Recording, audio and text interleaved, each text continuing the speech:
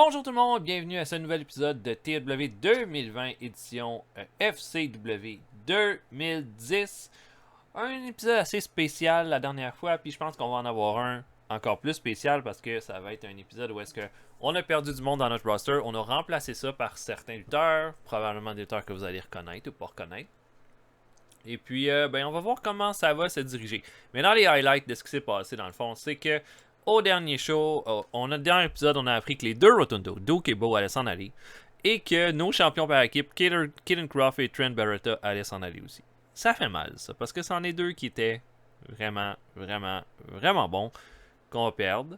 Mais bon, on va vivre avec ça. On a Dusty Rhodes qui est parti. Dusty Rhodes, on va essayer de le remplacer. J'ai trouvé un possible remplaçant en Percy Pringle, un des rares lutteurs avec du charisme qui acceptait de venir à la FCW parce qu'on est quand même une petite fédération. Voilà. Qu'est-ce qui s'est passé lors du dernier épisode? On a fait d'un côté notre pire épisode ever, mais de l'autre on a fait un de nos meilleurs. Donc on a fait un show qui a fait un 36. C'était pas bon. Jimmy Uso a battu Trent Barretta dans le main event. Pas un bon match. Kid Cash a battu Percy Watson. Shoot School ont fait leur début. Ça n'a pas été très prometteur. Les deux, c'est Brent Albright et Zack Sabre Jr. Pas de chimie. C'était quand même le meilleur combat de la soirée. Et ça a donné un 37. Le meilleur segment était entre Dusty Rhodes, Alex Riley et Lucky Cannon. 86 personnes sont venues. On a fait un deuxième show qui est de 49. Donc on s'entend que c'est pas mal plus haut que le 36 de la semaine précédente. C'est notre deuxième meilleur show télé. Puis deuxième meilleur show overall parce que notre Arrival a fait 50, mais notre deuxième show a fait 50 aussi. On avait des bons segments. On avait mis Regal en avant-plan. Vu que c'est nous dans la partie, on est Regal. Et ici, le main event, Mason Ryan a battu Justin Angel pour devenir le nouveau champion de la Floride. Les Dude Busters ont battu Bryan Danielson et Kaval pour garder les titres par équipe. C'était le combat de la soirée. On a les derniers moments de Kaval puis Bryan Danielson avec nous. Le Great Sasuke a battu Alex Riley, qui était un peu une surprise. Dans le fond, Alex Riley devait battre Great Sasuke pour avoir un title shot contre Justin Angel plus tard dans la soirée. Finalement, c'est Mason Ryan qui l'a eu, le monstre, et l'a emporté. Et là, on est dans une situation où Justin Angel se rendra même pas jusqu'à Arrival. On a des lutteurs qui sont en rivalité. Donc, dans ce cas-là, on risque d'avoir quelqu'un qui fill in comme number one contender. Voilà. Donc, ça fait que on a notre championne Queen of EFCW est toujours Serena avec un prestige de 49. Les champions par équipe sont Kitten Croft et Trent Barretta, pas pour longtemps, avec un prestige de 59. Ils sont à 2 défenses de titre. Et Mason Ryan avec un prestige de 79, il est le nouveau champion de la FCW. Et voilà, prochain show, on va avoir un main event entre, devrait être bon d'ailleurs, Ricky Steamboat et Darren Young contre Gorilla et Paul London. Ça va être bon. Là, je sais qu'on fait venir beaucoup de lutteurs. Il y en a peut-être qui vont se dire, mais là, c'est plus une affaire de développement, blablabla. Le but, c'est que on ait des lutteurs en développement qui soient contre des lutteurs qui ne le sont pas. Donc ça peut donner quelque chose de bon, mais aussi des lutteurs qui vont être assez bons et assez développés pour potentiellement être signés par la WWE en tant que lutteur qui va aller dans le roster. Par exemple, un gars comme Takeshi Morishima va vraiment pouvoir être intéressant, je pense, avec nous. Je sais qu'on l'a pas pour longtemps. Non, on l'a pour longtemps, c'est ongoing. Mais je pense que ça peut donner quelque chose de vraiment nice d'avoir un gars comme ça dans notre roster. Voilà. En gros, c'est pas mal ça. On a notre prochain show dans 6 jours. On va se rendre jusque-là. Puis sinon, il n'y a rien de spécial. Là. Notre backstage est bon. Baba Ali est pas bon. Morishima est pas bon. Great Sasuke est pas bon. Mais c'est pas grave, ça. Non, on va avancer jusqu'à notre show télé. Puis on va se voir là-bas. À tantôt. Ok, 2 éléments intéressants. On vient de signer un nouveau color commentator qui est Ron Niemi. Qui va vraiment juste être un color commentator. Je sais pas ce que ça va nécessairement donner, mais c'est plus pour remplacer Regal parce que je veux pas avoir Regal. Je veux que ce soit un lutteur, je veux plus que ce soit un lutteur qu'un commentator, donc voilà, de ce côté-là c'est bon. Mais Regal aussi, ce qu'il pourrait faire, sa psychologie est bonne, son respect est quand même bon. Moi je dirais, on va se demander à nous-mêmes, je veux faire de moi un road agent. Ça nous fera un road agent de qualité de plus. Il va développer ces trucs-là. Nos Road Agent en ce moment, c'est Joey Matthews, Norman Smiley, Ricky Steamboat pour pas longtemps, Steve Kern, qui est un peu nul. Mais c'est pas grave. Great Sasuke qui a des bonnes stats à ce niveau-là. Tom Pritchard qui a pas des mauvaises stats à ce point-là. Ça va. C'est pas incroyable. Genre, par exemple, Norman Smiley, je pourrais m'en passer. Mais voilà. Fait qu'on va ajouter Regal comme Road Agent, mais lutteur en même temps. Ça nous donne un peu plus de jeu. Mais ce qui est vraiment intéressant, c'est Serenity Extend Deals with WWE. Donc, elle re-signe un autre contrat. Mais elle reste à la FCW. Nous, on n'a pas de contrôle sur les lutteurs qui quittent, qui rentrent quand ils sont signés par la WWE en tant que lutteurs de développement. Mais on la garde en développement. Fait qu'elle s'en va pas. Kavar est parti par contre, ça c'est terminé. Puis on avait 937 personnes qui ont regardé le show. C'est quand même une bonne... C'est un de nos plus hauts ratings. Le plus haut qu'on a eu, c'est le premier show. Puis après ça, ben, c'est notre deuxième plus haut. Quand même. C'est pas vilain. Ok. Ben, c'était juste un petit aparté là, pour qu'on parle de ça. Mais pour le reste, on va continuer. C'est dans 4 jours. Donc, on se voit là-bas. À tantôt. Ok. Hey, j'avais pas compris, moi, que Darren Young s'en allait de mon roster. Je viens de comprendre ça là. Il était called up. Il s'en allait. Bon, Tarver, Wade Barrett, ça je savais. Mais Darren Young qui s'en va, ça gâche tout. C'était mon plan, ma rivalité avec Darren Young. Oh no. Oh no. Ok. Il va falloir que je trouve des solutions pour me sortir de cette épineuse situation. Mais on va trouver quelque chose, c'est certain. Ok. Ok. Ça va. On va s'arranger. On a un show ce soir. On se range que là. Qui était absent? Morishima travaille pour la Noah. Oh, ok. Et Conrad Tainer est pas là parce qu'il est comme suspendu, je pense. Ok, on va essayer de faire un middle. Oh là, Darren Young, ça me scie la banane un peu là. Ok, on va essayer de trouver quelqu'un pour Leo Kruger.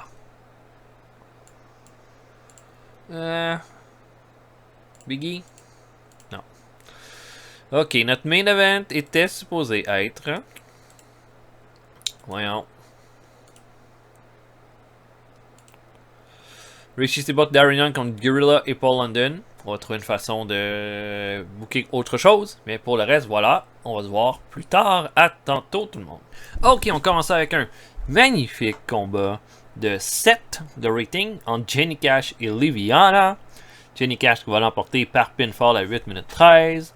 Si je veux que ça améliore, il faut que je les fasse lutter. Mais j'ai pas assez de courage de les faire lutter dans mon main show. Donc, bing, je les mets lutter là. Et ça donne un combat, un résultat absolument épouvantable. Manque d'expérience, mauvaise psychologie, pas de stamina, pas de basics. C'est ça que ça donne. Ok. Mais le bon travail de Road Agent de Steven Regal a été noté. Donc c'est peut-être un combat qui aurait été un 5 si c'était pas lui. Voilà. Deuxième call pre-show. Dino Carter et Donny Marlowe affrontent les Naturals. Encore une fois, les Naturals qui affrontent des lutteurs qui n'ont pas beaucoup d'expérience. Mais c'est bon, il faut les faire lutter pour que ça se développe. Les Naturals vont l'emporter avec un Dead Valley Driver de Chase Stevens sur Donny Marlowe à 7 minutes 23. On ouvre le show cependant avec Mason Ryan, le champion de la FCW qui arrive, fait des pauses plastiques et dit que prend le micro pour dire qu'il a eu ce qu'il méritait maintenant. Et il vient de mettre Darren Young en dehors, pas Darren Young, mais Justin Angel en dehors de la FCW. Maintenant, préparez-vous pour le règne de la bête. Et là, une musique ça fait entendre. Et c'est Kevin Steen qui fait ses débuts à la FCW. Notre nouvelle signature, notre nouveau top face aussi. Qui dit que... on l'a approché pour venir à la FCW et on dit qu'il y avait un nouveau champion puis qu'il avait besoin de quelqu'un pour le battre. Ben ça tombe bien, Mason Ryan. T'as trouvé la bonne personne. En tout cas, ils ont trouvé la bonne personne. Je pense pas que c'est Mason Ryan qui cherchait. En tout cas, toi puis moi, Mason Ryan, je vais être ton premier défi à Arrival. Puis je te dis une affaire, c'est un défi qu'il n'y a pas beaucoup de monde qui sont capables de passer. Si tu penses que tu vas être capable de me vaincre, let's go. On y va. Viens danser avec moi. on se revoit dans 2 semaines. Bing! 40 pour ouvrir le show. Ça nous fait un strong start. On a notre challenger pour Arrival entre Mason Ryan et Kevin Steen. Je sais pas si ça va être un bon match. Bon, il va avec ça. Et voilà. La gimmick de badass de Kevin Steen n'a pas passé, par contre. Ça, c'est pas mal décevant. Mais Kevin Steen va être bon. Il va être bon micro. Il va être bon pour improviser. Il va être bon dans le ring. On a besoin d'un gars comme ça. Un match entre Johnny Curtis et Mike Bennett. Ensuite, un 40. Bon match. Johnny Curtis qui va remporter qu'un flying leg drop à 9 minutes 49. Mike Bennett, on le teste, là. C'est pas un mauvais résultat, en fait. Qu'il aille chercher ça en étant avec aucune importance dans la foule. Donc, j'apprécie. AJ Lee affronte Tamina pour le number 1 contendership pour Arrival. Et AJ Lee va surprendre Tamina avec un Shiranui à 9.33 pour la victoire. Bon, ça a l'air que le combat... The bout dragged in the middle with a lack of a flow being noticeable. OK. Mais bon. AJ Lee va l'emporter, veut serrer la main à Tamina. Tamina a l'air fâché, mais ok, serre la main et ça se termine comme ça. 26, c'est pas fort par contre, ça ne donnera pas un gros show. Percy Pringle arrive! Et là, tout le monde est content. Percy Pringle dit que ça a été toute une aventure, hein, qu'il fallait trouver quelqu'un pour remplacer Dusty Rhodes. Il s'est dit qu'elle allait absolument prendre ce rôle-là. Puis il veut d'abord régler quelque chose. Il veut régler quelque chose pour les titres par équipe. Les Usos et Croft et Beretta sont en guerre depuis plusieurs semaines maintenant. Puis je sais que les gens veulent les voir se réaffronter, mais il faut aussi donner des opportunités à d'autres mondes à la FCW. C'est pour ça qu'il dit que il y aura à Arrival Croft et Beretta qui vont défendre les titres contre les Usos, mais contre une autre équipe mystère qui va s'ajouter à ce combat-là. Donc voilà, ça ajoute du hit à la rivalité par équipe. Percy Pringle a bien improvisé, sa gimmick a bien parti. 48 c'est bon. Et notre main event 59, olé! Richie Steamboat et Bryan Danielson contre Gorilla et Paul London. Donc, Bryan Danielson qui va remplacer Darren Young. Pas mal un de ses derniers combats qu'on va pouvoir faire à la FCW pour un 59. C'est quand même vraiment bon. Mais au final, Gorilla va faire un powerbomb à Bryan Danielson à 15 minutes 9 pour le vaincre. Et Richie Steamboat voulait briser le pin, mais Steven Regal va donner un sucker punch derrière la tête de Steamboat pour l'empêcher de se rendre au ring. Et ça va se terminer là-dessus. Un bon 59 pour terminer le show, ce qui donne un 48. Il n'y avait pas de combat storytelling? Je suis pas mal sûr que je l'avais mis, mais ok. 48. 48? Ça sera 48. Mais peut-être que je l'ai pas mis. Hein. Je l'ai mis ou je l'ai pas mis. Hein. Bon ben, Bryan Danielson c'est fini. Officiellement, il s'en va. On avait 898 personnes qui ont regardé ça. Moins que la semaine précédente. En termes de foule, par contre, 90. C'est notre plus haut pour notre show télé. Donc, c'est bon. On aime ça. Et bon, ça, faut enlever ça, c'est fini. Bon, pour mon Go Home Show, je pense que j'irai encore avec un tag team match en main event. J'aime ça, les tag team match. Ok. Je pense que Kevin Steen et Mason Ryan pourraient être un bon ajout.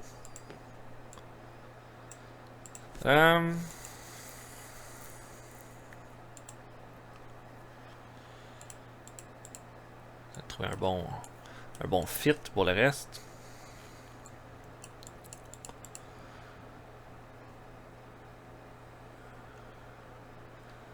Brent Albright peut être intéressant.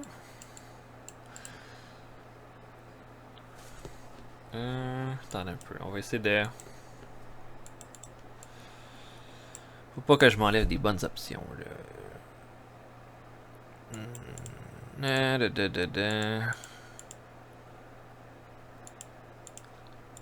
sais pas pour réavoir Richie Steamboat dans le main event, on va donner de la place à quelqu'un d'autre.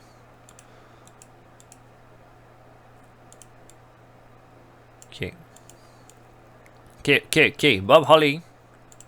Johnny Curtis. Ça devrait être un bon main event, ça.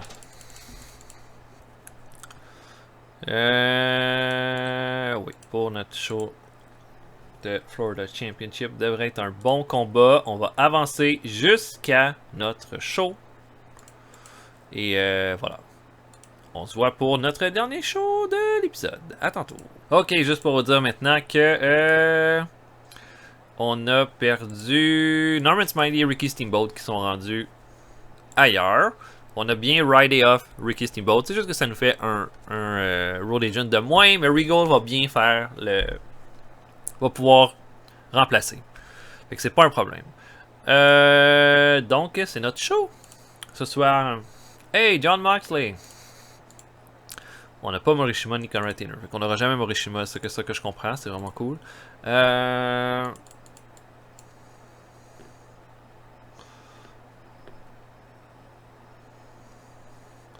Ok, Biggie. J'essaie souvent de faire des amis avec Biggie, mais il est tellement fin. Avec Alex Riley. Non. Ok, je book Kevin Steen, Johnny Curtis contre Mason Ryan et Bob Hardy. Ça va être les débuts dans le ring de Kevin Steen. J'ai hâte de voir ça. Et on va se voir après. À tantôt, tout le monde. Ok, on ouvre ça avec un match entre Oksana et Liviana. Qui doit être un 5. Une performance de 2. De 2 pour Oksana. Je veux dire, ça c'est comme marcher dans le ring. Une performance de 2 puis rien faire. Ce serait même plus que ça, je pense. Et Liviana va l'emporter à 9 minutes 19 par soumission. Et The Color Commentary give the match a boost. 5. Fucking 5. Ok. Ok. There seemed to be a lack of flow to the match, which took away from the drama. Ok. Ensuite, en pre-show, Derek Bateman affronte Mike Bennett. Beaucoup mieux. Bateman va battre Bennett à 6,45 par tombée. Bennett, quand même 36 de performance. Je pense que ça va être un de nos beaux projets. Hey, on a 91 personnes, c'est notre record encore. On bat notre record. On ouvre le show avec un 34. Oh mon dieu, je me suis trompé de personne. Imaginez que c'est pas... c'était Percy Pringles qu'il fallait que j'aille. Oh mon dieu. Mais j'ai quand même un strong start. Mais c'était Percy Pringles qui parlait à Gorilla et Paul London. Oh mon dieu, quelle erreur. Où est-ce que... il leur dit, vous faites une belle équipe. Hein, je vous ai vu lutter la semaine passée. Vous avez sorti Bryan Danielson de la FCW. Gorilla a été monstrueux. Bravo. C'est bien. Maintenant, je vous allez affronter une équipe à Arrival en fin de semaine. Mais je peux pas vous dire c'est qui. Par contre, ce que je vous garantis, c'est que vous allez avoir une grosse surprise. Parce qu'il a fallu y aller poids contre poids pour essayer d'être égal là-dedans. Et le Paul London est un peu inquiet, et le Gorilla est comme prêt à se battre, et that's it. Bon, ça aurait été beaucoup plus haut si on avait eu Percy Pringles en ouverture. Je suis vraiment désolé. On a un match entre Rick Wallin et Serena pour le titre Queen of FCW 29. Ça grâce à une belle performance de Serena, parce que 2 performances pour Rick Wallin, qui est à chier. Serena va l'emporter avec un Spear à 9,37. Vraiment juste question de la mettre en évidence avant la défense de titre contre AJ Lee. On a un match entre Bo Rotundo et Kid Cash ensuite. Bon match de 33. Non, pas vraiment un bon match. Kid Cash va l'emporter avec un double underhook power driver sur Bo Rotundo. Vraiment question de mettre Kid Cash en évidence avant de perdre. J'imagine, Bo Rotundo est un heel. J'ai vu un heel contre un heel. Où c'est que j'ai la tête dans ce show-là? J'ai booké ça comme une douille. On a... Ok, bon, enfin. Quelque chose de bon avec Richie Steamboat qui veut parler de son combat contre Steven Regal qui s'en vient. Pas tant de dire grand-chose que Steven Regal arrive, le coupe. Puis pour lui dire... Richie... J'ai blessé ton père. Je viens de t'empêcher de remporter ton combat la semaine passée. Puis tu t'entêtes encore de venir dans le ring avec moi. Je sais pas c'est quoi ton problème. Mais rends-toi quelque chose dans la tête. C'est que le fluke que tu as eu le mois passé, il va pas se répéter contre moi en fin de semaine. Et Richie Steamboat dit, s'il fallait qu'on me dise que j'avais 1 heure à vivre avant de mourir, je passerais l'heure à m'entraîner pour te péter la gueule, Steven Regal, pour qu'est-ce que tu as fait à ma famille, puis qu'est-ce que tu es en train de faire, pourquoi en fait, hein? Pour une vieille rivalité que tu avais avec mon père à la WCW dans des fédérations qui n'existent plus. Ben toi, je vais m'arranger pour que tu n'existes plus après Arrival. 57, c'est ça qu'on veut, bon segment. Et main event, 43... Steen a fait une performance de 38. J'aurais pensé un peu plus haut que ça. Mais Kevin Steen va faire un package power driver à Bob Holly à 15 minutes 19 pour terminer le combat. 43, c'est pas vraiment top, mais c'est pas si pire que ça non plus. On a fait gagner Curtis et Steen. Curtis va affronter Bob Holly au pay-per-view. J'espère que ça va être un bon match. Et puis, Steen va affronter Mason Ryan. Donc, voilà, main event correct. Show de 42. 42, c'est pas énorme, mais c'est pas si pire que ça non plus.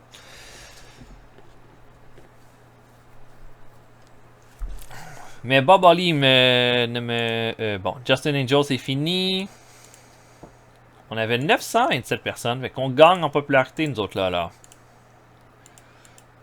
On avait 937 au deuxième show. Mais 927, là, c'est pas mauvais. Puis on a 91 personnes. Donc, en termes de popularité, ça monte. Et 42, c'est pas énorme. Mais c'est pas à mettre dans... C'est pas dans nos bons shows. C'est notre pire show... Un de nos pires shows du mois. Mais c'est pas la pire chose non plus. J'ai booké ça un peu comme une douille. Le combat aurait dû être plus haut que ça. Mais Et Aksana s'en va en congé. De maternité. Combien de... Ben j'imagine 9 mois. Hein. Mais des fois c'est plus long que ça. Là. 1 année. OK.